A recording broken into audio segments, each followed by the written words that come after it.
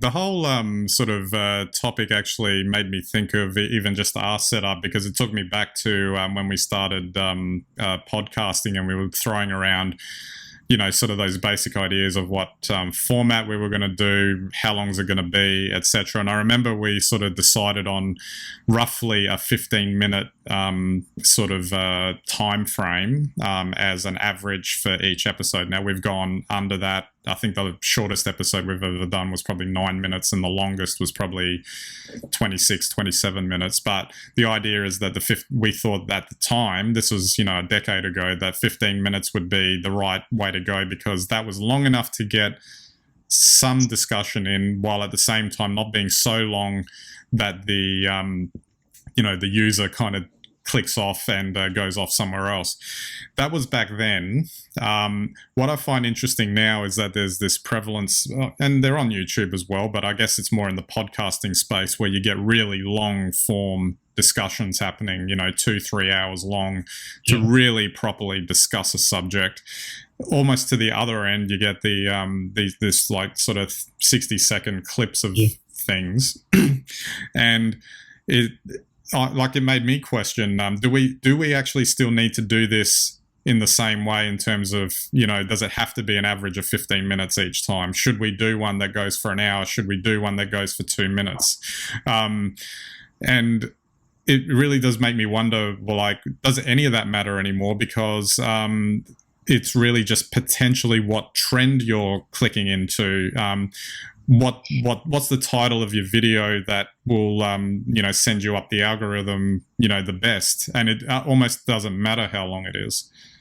Well, you're on a really interesting area here now with this discussion, because as we know from a content perspective in the past, it was people would purchase, your publisher, like YouTube, would purchase your content based on how many eyeballs it was going to get.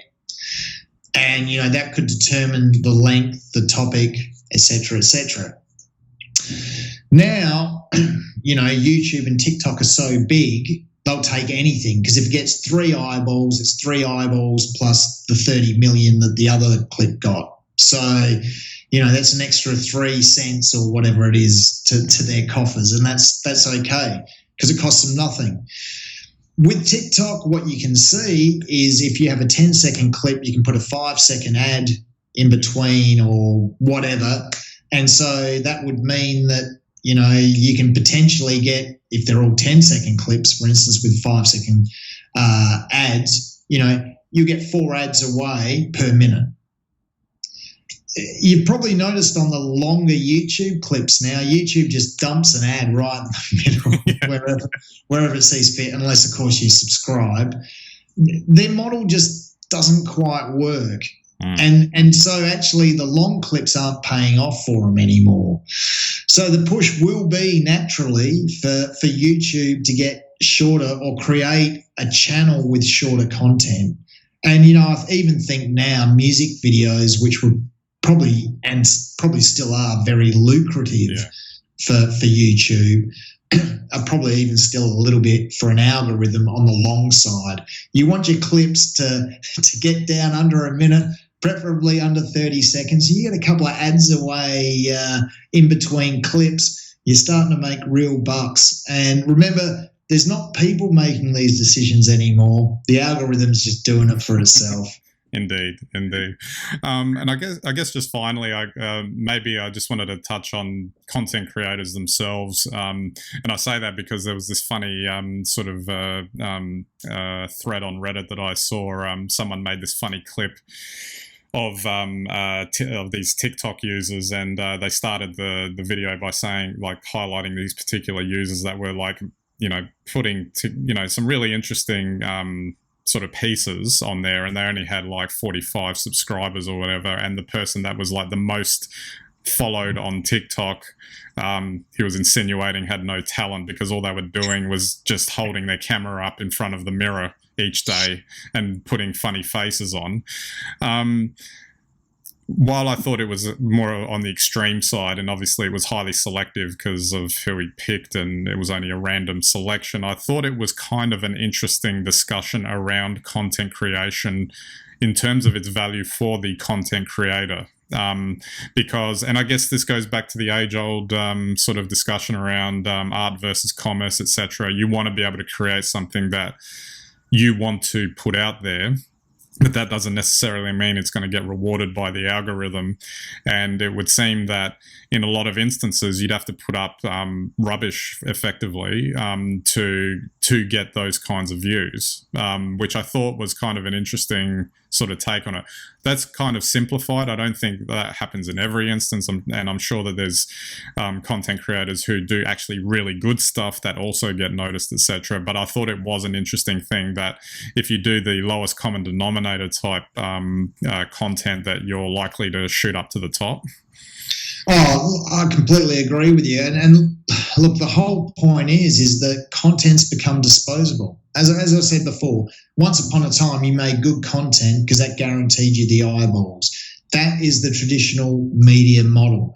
Now, it's just filler. If I watch the first 5 seconds of a Google ad and then I skip, and then I only watch 3 seconds of the video because I go, oh my God, this isn't what I want, and I go to another video and I get another Google ad, Google's doing much better than if I watch even the full ad at the start and then watch a 10-minute clip. And this is, I think, the point that also the algorithms are making these decisions now. So it's not even some guy with a cigar thinking, geez, if I can just churn more ads through. The point is the algorithm knows that if you're probably going to watch for a shorter time, you know, if your attention span, if your average view of a video, for instance, is, 25 seconds on a 5-minute clip, then I'm only ever going to feed you a 5-minute clip to get the 25 seconds to get 2 ads in a minute. Yeah. Once again, no person could come up with an idea like that because it's completely counterintuitive. It doesn't actually make any sense, but an algorithm can see it and maximize it. And I think this is the thing when people worry about Skynet and the Terminator, I think it's probably more likely happening in your video feed. Indeed, that damn AI. It's not making it entertaining enough for me. Oh dear, oh dear. All right, we might wrap it up there. I don't use TikTok at all, and I just can't find a place for it at all in my lineup. Even you're a traditionalist, Ben. True. Yeah. I mean, I don't mind checking things out, but I just I haven't seen any content on there that interests me. So. And actually, as doing these types of things, I also don't know what I would put on there either. Maybe I'm just getting too old for all of this now, and or whatever. But look, I was an early adopter of Vine. I don't even know if Vine's still going, but that pretty much convinced me there's no future in super short content. Absolutely.